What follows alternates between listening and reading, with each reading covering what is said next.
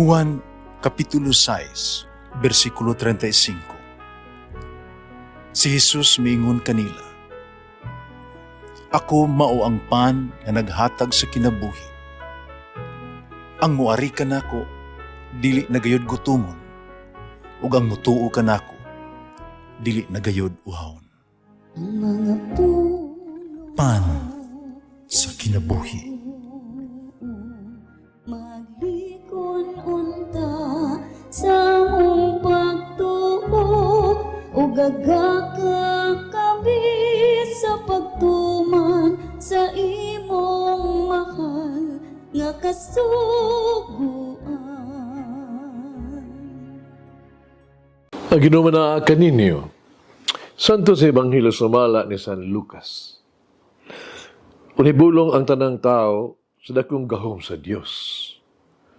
Samtang natingala pa ang mga tao sa tanang gibuhat ni Jesus, mingon siya sa mga tinunan, "Ayaw kamo kalimot sa akong gisulti kaninyo karon. Ang anak sa tao, itugyan ngadto sa gahom sa mga tao. Para wala sila makasabot sa kahulugan ni ini. Gililong kini kanila, o dili sila makasabot ni ini. Unhadlok sa sila sa papangutana kaniya, mahitungod ining butanga." Ang Ebanghelyo sa Ginoo. Pasalamati ang Ginoo kay siya maayo, ang iyang gugma mulungtad hangtod sa kahangturan. Pasalamati ang Diyos sa tanang mga Diyos, ang iyang gugma malungtaron. Pasalamati ang Ginoo sa mga Ginoo, ang iyang gugma balungtaron.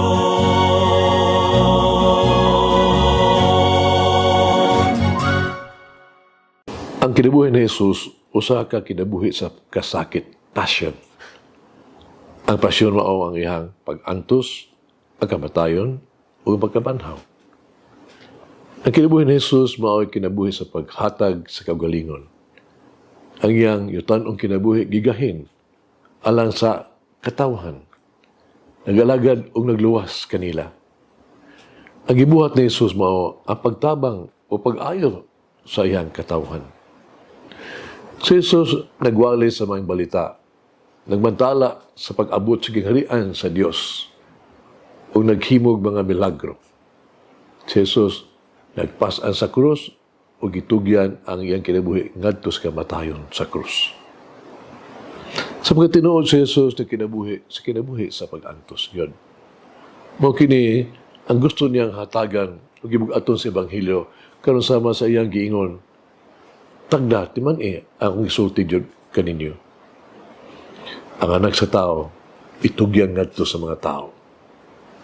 Nasayo si Jesus kung unsay mahitabo kaniya, kung itugyan siya ngadto sa mga tao. Siya moagi sa usa ka mapintas nga kamatayon. Siya mo antos usa ka mapintas mapait kaayo nga pag-antos. Bisan pa iyang gidawat ang tanan. Ngano man kini aron ipakita kanato kung sa kadako ang iyang gugma kanato, unsa kadako ang iyang pagtagad kanato, unsa kadako ang iyang gusto nga kita maluwas. Kanatong sabton, unsa kita ka espesyal kang Jesus? Unsa ka kita kabililhon kaniya nga gihatag ang iyang kaugalingong kinabuhi alang kanato. Atong sabton karon, kung unsa kadako ang bili ni Jesus sa ato ang kinabuhi nga siya namatay gyud alang kanato. Dili kita mahadlok sa pagsunod kang Jesus o pagsunod sa iyang gibuhat. May kita angay mahadlok sa pagdumili sa atong kagalingon. So pasan sa krus, pagsunod hangtod sa katapusan. Doon ay sugilan sa kalalaki nga nagdamgo. Kaya siyang damgo, yung ipahungaw, ang tanan niyang kasakit o kalisdanan sa kinabuhi. Yung ipaambit ng iyang pagsulay, kalisdanan ngadto sa Dios. Ngutanan siya sa Dios, Ginoo, kining tanan ba sama manigdaghan kaayong mga bukid ug bungtod sa ako ang yutan ang kinabuhi. Ganun kinahanglan mabalintawon ako nga gian kining malisod kaayong dalan sa kinabuhi. Ang Dios may hugmaong mingon, anak, para kanimo haron na kay mas maayo ang panglantaw sa kinabuhi. My child, it is for you to have a better view in life. Bakit kinabuhi? Sa unsa pagiha ako magkaambit sa pag-antos ni Jesus? Usahan ako pagkupay sa Jesus sa iyang mga pag-antos. So pagiha nga ako makaambit sa pag-antos ako ang mga minahal. So sa pagiha ako makakupay kanila sa ilang mga pag-antos usab. Mag-ampo kita. Minahal ng Ginoong Jesus. Namong kinabuhi ug gugma. Ikaw kinahanglan kong angkunon o kang kinsa kinahanglan akong itugyan ako ang kaugalingon. Tuguti ako nga andam alang sa imong krus sa pagpas-an niini o bisan pas pagtugyan sa akong kaugalingon sa pagpalansang sa krus. Tuguti ako nga andam sa pag-antos alang kanimo sa pag-alagad o pagsakripisyo sa tanan na naa ko alang kanimo. Tagi ako sa imong kusog, sa pagpadayon sa imuhang mga buhat din sa yuta.